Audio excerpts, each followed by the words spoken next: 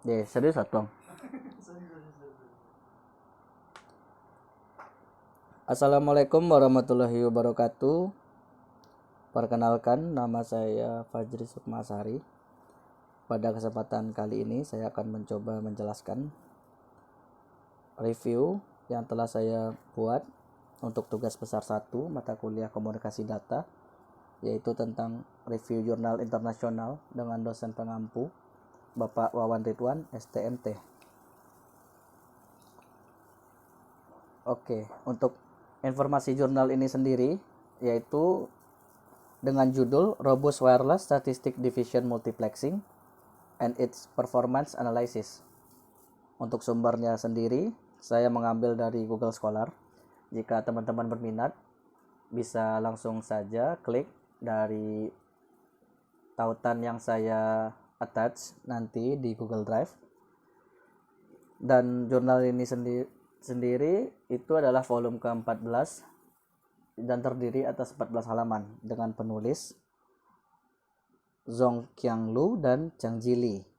Diterbitkan pada tahun 2018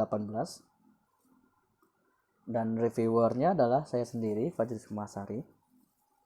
Dan tanggal review jurnal ini adalah tanggal 18 April 2021. Tujuan jurnal ini adalah untuk memecahkan masalah ketahanan pemulihan sinyal, sensor, serta mengatasi dilema pemanfaatan spektrum secara simultan. Pembahasan kali ini akan berkonsentrasi pada perancangan skema multiplexing divisi statistik nirkabel yang kuat. Untuk multiplexing divisi statistik ini nanti kedepannya akan disebut sebagai WSDM. Jadi multiplexing divisi statistik ini atau WSDM yang kuat diusulkan mentransmisikan beberapa sinyal sensor dan berbagi pita frekuensi yang sama secara bersamaan. Sedangkan untuk subjek penelitiannya yaitu menyoroti tentang perbandingan teknik WSDM dengan multiplexing tradisional yang sama-sama kita udah ketahui, yaitu ada FDM, frekuensi, time, dan code atau FDM, TDM, dan CDM. Dibandingkan dengan teknik multiplexing tradisional termasuk FDM, TDM, dan CDM, WSDM ini menjadi semakin penting dalam komunikasi nirkabel di masa depan. Dengan meningkatnya kebutuhan layanan komunikasi nirkabel, akses spektrum simultan telah menjadi masalah yang jelas. Smart and intelligent pemrosesan sinyal dibangkitkan untuk membantu mencapai penghindaran intervensi. Itu bertepatan dengan fundamental WSDM ini, didasarkan pada mekanisme pemrosesan cerdas dengan prinsip statistik dan aturan pembelajaran mesin. Kita langsung masuk saja ke metode penelitiannya. Secara tradisional, sumber daya komunikasi yang tersedia mencakup waktu, frekuensi, dan kode dapat digunakan untuk membedakan pengguna yang berbeda untuk mengalokasikan sumber daya spektrum yang wajar. Mengingat sistem komunikasi yang efisien, ini memberikan prioritas utama untuk merencanakan alokasi sumber daya di antara pengguna sistem, sementara tidak ada sumber daya komunikasi yang terbuang. Sehingga pengguna yang berbeda dapat berbagi sumber daya dengan cara yang lebih adil dan wajar. Cara distribusi tradisional dari sumber-sumber komunikasi yang sama-sama kita udah ketahui yaitu ada FDM, yaitu multiplexing divisi frekuensi, yaitu adalah subband tertentu dari frekuensi yang dialokasikan. Yang kedua, ada time vision multiplexing atau TDM, yaitu adalah slot waktu yang berulang secara berkala diidentifikasi. Dan yang ketiga yaitu ada code division multiplexing, yaitu adalah nomor tertentu dari suatu set kode spektrum sebaran ortogonal atau hampir ortogonal dialokasikan. Kita masuk ke hasil penelitiannya, yaitu harus diakui bahwa pemanfaatan efektif sumber daya spektrum frekuensi terbatas telah menjadi semakin penting dalam jaringan sensor dan komunikasi nirkabel. Masuk akal jika alokasi sumber daya spektrum akan memberikan banyak kontribusi untuk meningkatkan efisiensi spektrum dan menghemat biaya. Teknik ini telah mengedepankan skema multiplexing divisi statistik yang sangat kuat. Teknik multiplexing divisi statistik ini dapat digunakan untuk mengirimkan beberapa sinyal pengguna dalam pita frekuensi yang sama secara bersamaan, yang mungkin merupakan skema yang menjanjikan untuk komunikasi full duplex nantinya. Mekanisme pemulihan sinyal sumber bergantung pada kemandirian statistik dari sumber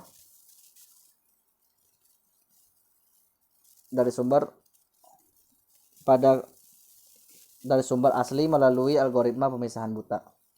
Maaf. Kita langsung masuk saja ke kelebihan dari jurnal ini yang bisa saya ambil, yaitu pemanfaatan sumber daya spektrum dalam sensor nirkabel ini untuk menghemat biaya. Tentu saja jika kita beralih ke nirkabel, kita itu secara langsung bisa menghemat alokasi biaya untuk pembelian kabel dan hardware lain untuk pendukung dari teknik multiplex yang konvensional. Yang kedua adalah teknik multiplexing divisi statistik yang kuat dapat mengirimkan sinyal berupa pita frekuensi yang sama. Jadi dalam satu pita frekuensi yang sama itu dapat mengirimkan sinyal-sinyal secara simultan gitu maksudnya. Dan yang ketiga adalah menjadi pilihan lain dari teknik multiplexing konvensional. Dan kita langsung saja masuk ke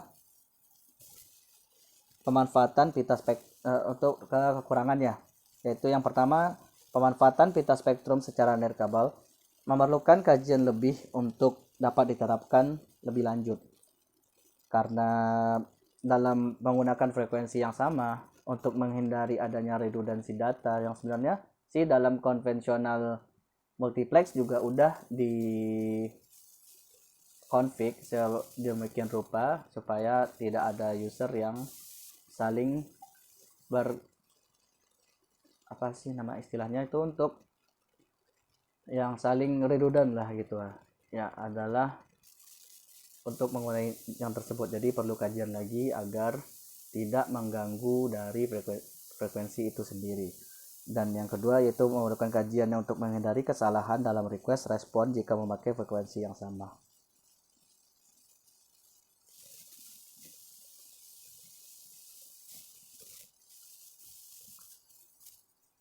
Oke, terima kasih. Mungkin hanya itu yang dapat saya sampaikan untuk review jurnal kali ini. Jadi secara garis besarnya, jurnal ini adalah memberikan tinjauan tentang skema WSDM itu tersendiri, yaitu tentang fungsi biaya yang dimodifikasi, yaitu tentang pengurangan atau efisiensi budget, dan menjelaskan analisisnya, serta memberikan simulasi eksperimental untuk memvalidasi keefektifan jika nanti multiplex nirkabel ini bakal terus dikembangkan nantinya sampai beberapa tahun ke depan.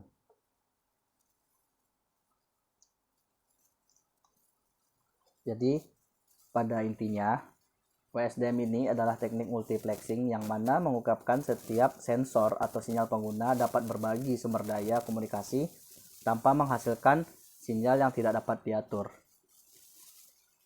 Sinyal yang saling mengintervensi satu sama yang lain, dan itu sangat jauh berbeda dengan teknik multiplexing yang ada pada saat sekarang ini.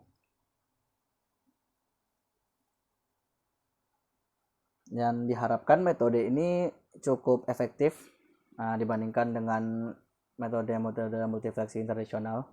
Semoga bisa dapat menguntungkan dari atribut yang telah dijelaskan dan menjadikan ini ada skema yang menjanjikan dan luar biasa pada kedepannya.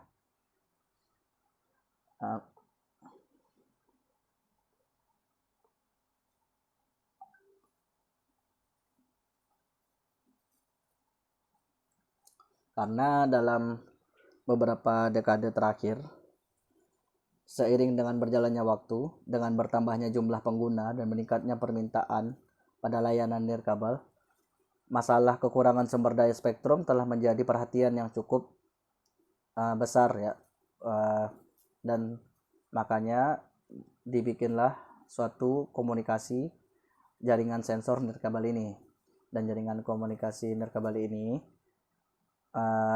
berguna untuk mengefektifkan penggunaan sumber daya spektrum radio yang tidak pernah mendesak seperti saat sekarang ini, dan tentang bagaimana cara memanfaatkan dan memanfaatkan sumber daya spektrum alam yang terbatas menjadi lebih efektif. Mungkin hanya itu yang bisa saya sampaikan. Terlebih dan terkurang saya mohon maaf. Saya sudahi dengan wabillahi taufiq wal hidayah. Assalamualaikum warahmatullahi wabarakatuh.